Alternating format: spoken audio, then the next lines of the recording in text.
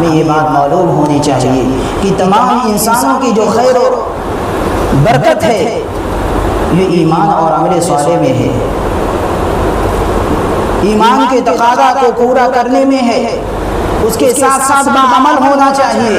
باکردار ہو، بااخلاق ہو، اللہ رب العالمین کے فرائض کو پورا کرنے والا ہو، اللہ رب العالمین کے احکامات پر عمل کرنے والا ہو، روزہ رکھنے والا، رمضان المبارک کے مہینے کے جو روزے ہیں، جو فرض روزے ہیں بلا شرعی عذر کے نہ چھوڑتا ہو، اور زکوٰۃ ادا کرتا ہو، اپنے والدین سے حسن سلوک کرتا ہو، رشتہ داروں اور قریبی رشتہ داروں سے حسن سلوک کرتا ہو، دیانتدار ہو، فراڈی اور مکاری سے اجتناب کرتا ہو، حرام خوری سے اجتناب کرتا ہو، حلال برائی سے کماتا ہو، اور تو اللہ رب العالمین نے کہا کہ دنیا میں ہم اسے ہر قسم کی خوشحال اور خوشگوار زندگی نصیب عطا کریں گے۔